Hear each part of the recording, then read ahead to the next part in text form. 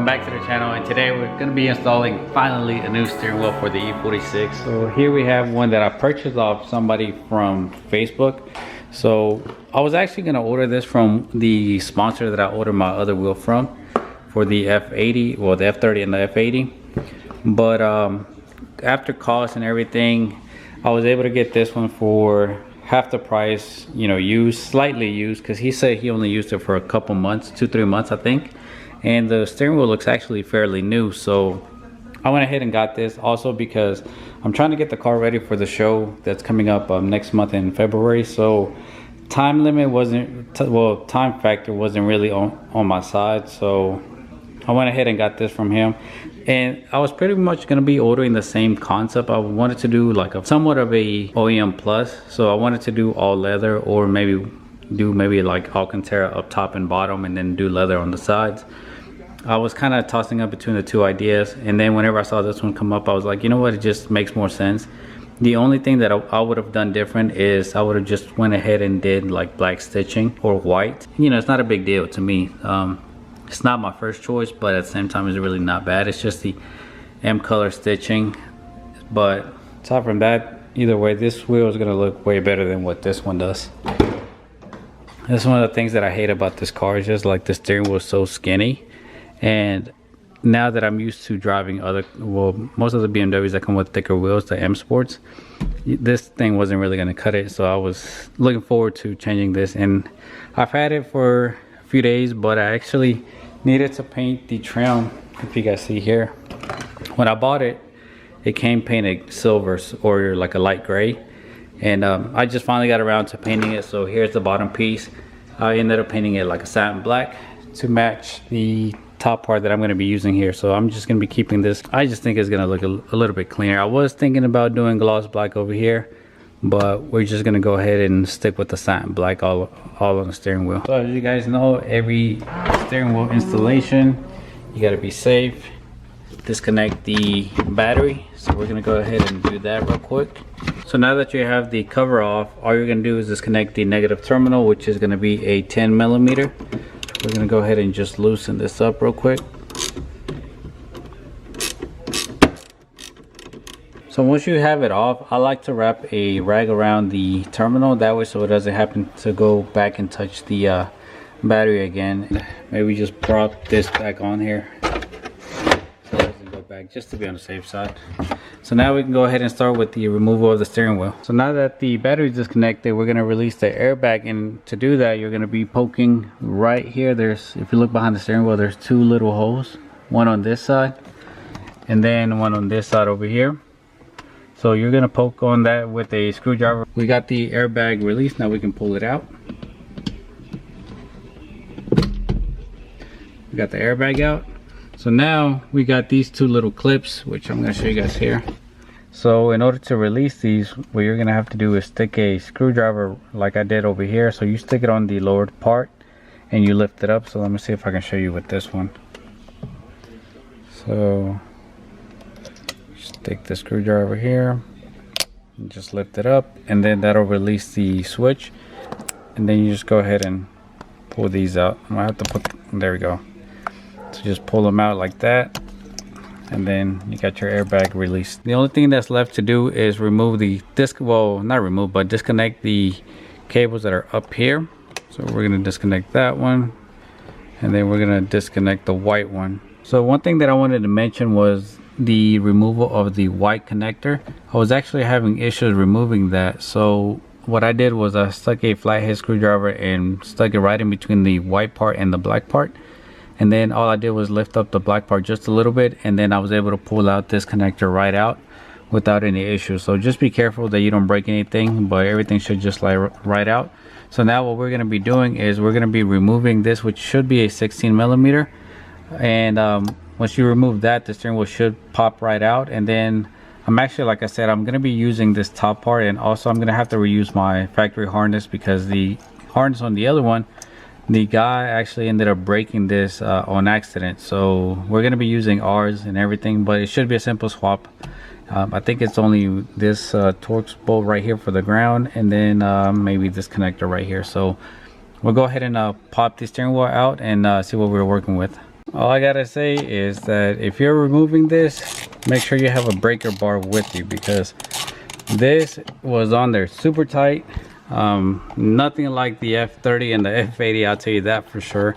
I've done another car before and it wasn't this tight, so this actually took some force to break the bolt loose. And but now we got it out, everything's good. Let's go ahead and swap it out. Alright guys, now that we got the steering wheel out, we just got to swap out the harness and the top piece over to this steering wheel. As you guys can see, like I said, this was actually broken when it was removed. Not sure how it happened, but it is what it is. It's gonna be an easy fix. I just swap out the harness and we should be good to go. And then we can just put on the steering wheel. In order to remove these, you're gonna have to get a T20 screwdriver and loosen up these two in the back. And then also you will remove the ones that are over here. So it's 4 bolts, T20.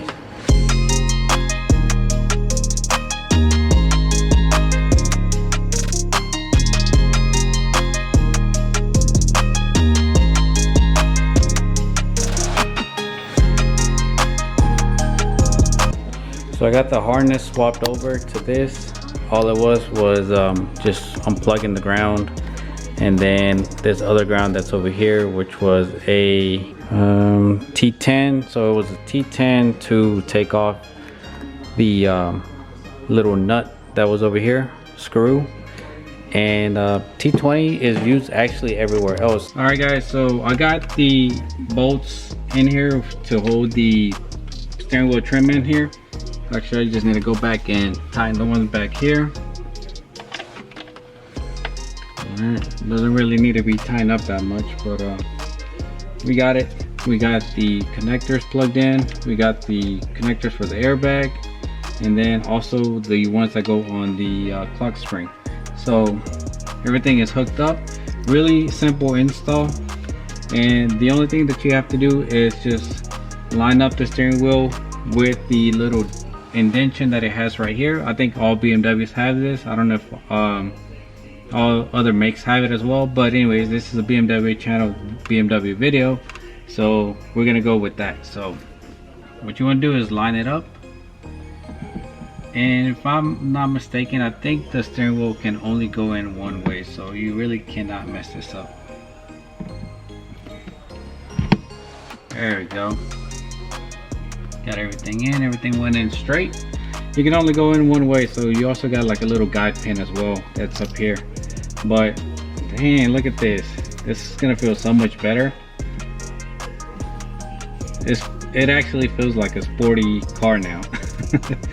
Before it was feeling like a Camry. But no offense to Camrys, you know. But yeah, so this feels more like it. This actually has the M feel, the ZHP feel. Yeah, I like this. So now all we gotta do is just put the bolt back in. Go ahead and screw that in there. We can probably go ahead and just plug in these other cables here. So the final step, now that you have everything plugged in, you got the bolt in there, the final step is to torque it down. So we're gonna torque it down to 46 pounds. And I'm gonna go ahead and put the camera down to go ahead and get this done. So one thing that I've realized is that, so I had an E46 and I took it to BMW to get the steering wheel put on, get the airbag replaced. And I noticed that the airbag was actually a little bit crooked. And now that I put it back in, it's not centered, which kind of bothers me. But, I don't know what the issue is.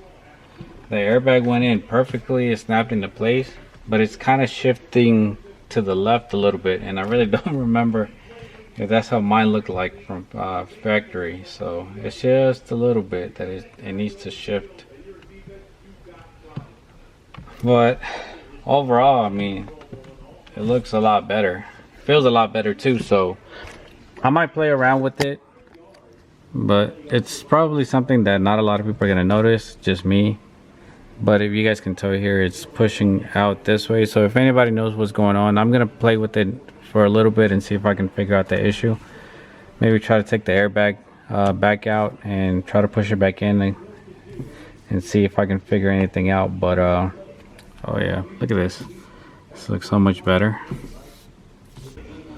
Alright guys, so I ended up actually figuring it out, or kinda.